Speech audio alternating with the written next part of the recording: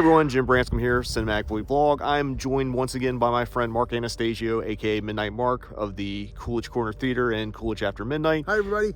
And today we are at the Medford Hospital, was it? This is the Medfield State Hospital. Medfield. See, I always fuck these things up. This is the site of a former asylum that we've had the privilege of hosting some drive-in shows at.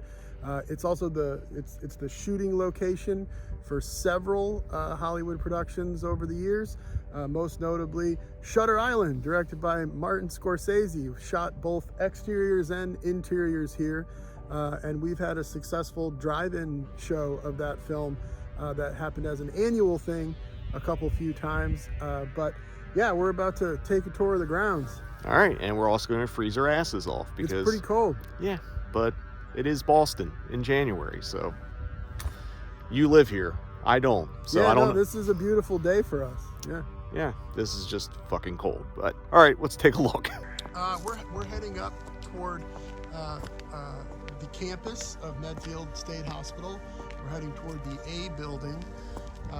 This is formerly a cottage style, is what they called it, insane asylum, where the buildings, it's a 50 building property, or it used to be. Some have been torn down. These buildings have, used to house people with all sorts of different ailments. Opened in the late 1800s and was operational through the early aughts.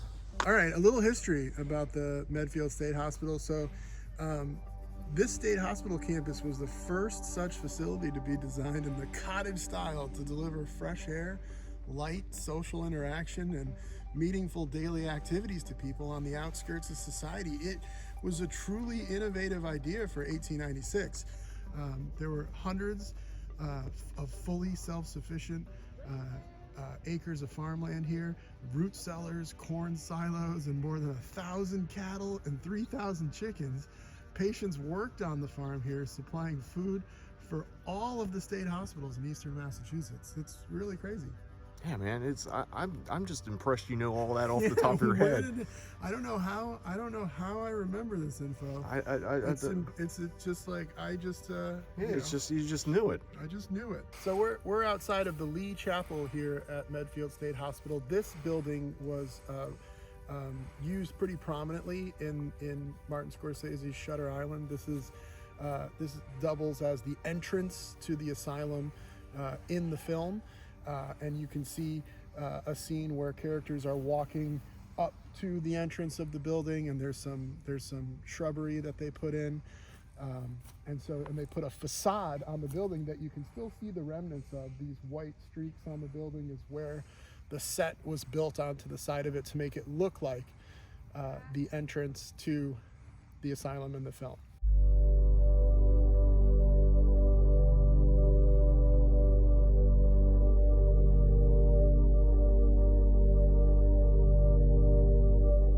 So this is next to the commissary, this building with a little white connection there.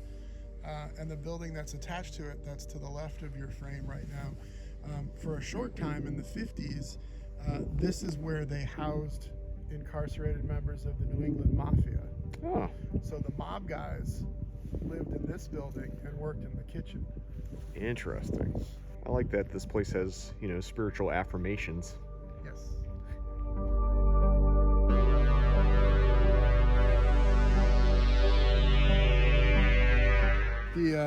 The number one call that the Medfield police get up here, aside from kids trying to break into the buildings, is for dog bites.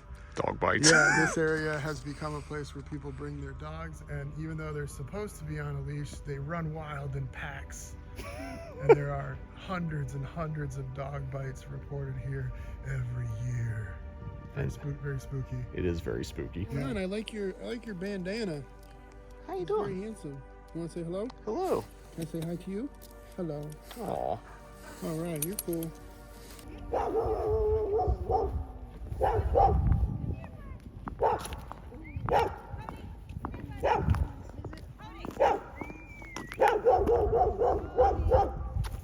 The number of shows that we put on here had us here working all sorts of hours, late at night.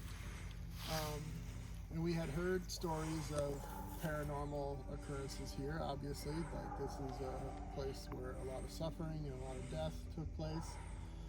And I'm trying to think. It's really weird because while we were here setting things up, we certainly experienced a ton of stuff. But then it's weird how it sort of fades from memory.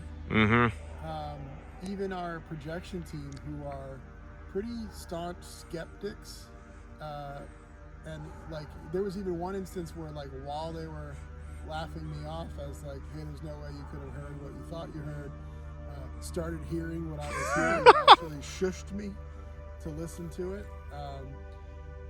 There's so many occurrences of voices in your ear, occurrences of seeing people that you then follow onto the property to say, hey, you know, you can't be here, and then when you turn the corner, they're gone. These sorts of things happened numerous times up here, along with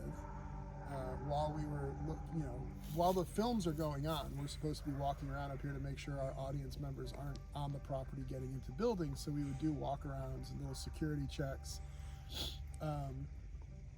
The amount of blood-curdling screams that we've heard from within buildings or on the horizon or just in general was really concerning. And like, sure, that could have been someone up here on the property messing with us, but it happened quite a few times, and it wasn't just experienced by me but other members of our team. Jeez. It's just like our projectionist Tommy followed a guy while telling him, like, you know, hey sir, you can't be up here, and then was close enough on his heels where he followed him around a building, and as soon as Tom turned the corner to follow him, like, the guy should have been within his field of view, and he just had simply disappeared after going around a building. That's fucking crazy. I experienced something similar. I'm just getting all this like wooded area beer because like this has to be terrifying at fucking night. There's no electricity here. It's completely cut off from the town grid. Oh wow. So at night it is truly black. Even though you see street lights all along the property here, they do not come on. One night I was coiling cable, and we had one woman on the crew, and there was a voice directly in my ear, and it was a woman's voice, and it said, help me. And like, hey, I need your help. Oh, jeez. Or something like that. And I assumed that it was our projectionist that was working with us, but then when I picked my head up and turned to look for them, they were 300 yards away from me. Yeah. And there's no way I could have felt a voice in my ear the way that I had.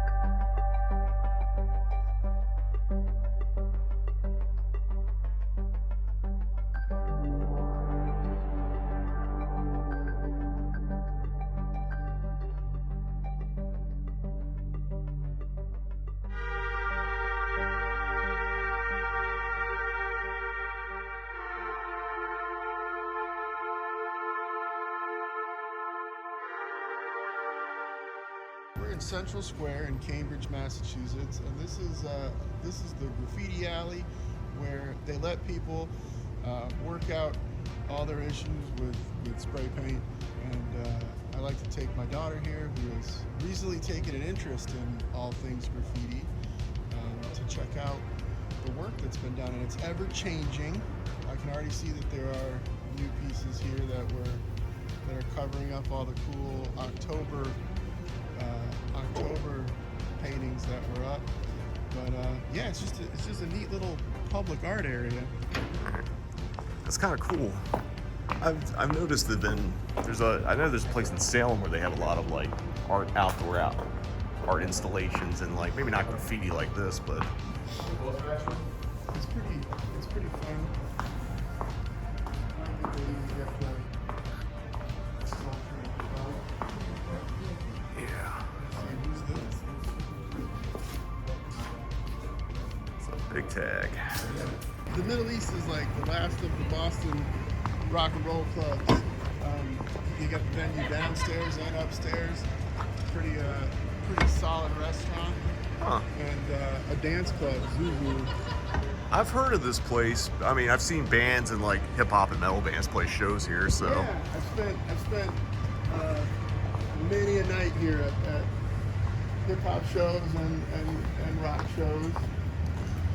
see who's playing. They got something called Sonic Temple. I guess that's probably a DJ night. Unrest. I guess these are all the DJ nights.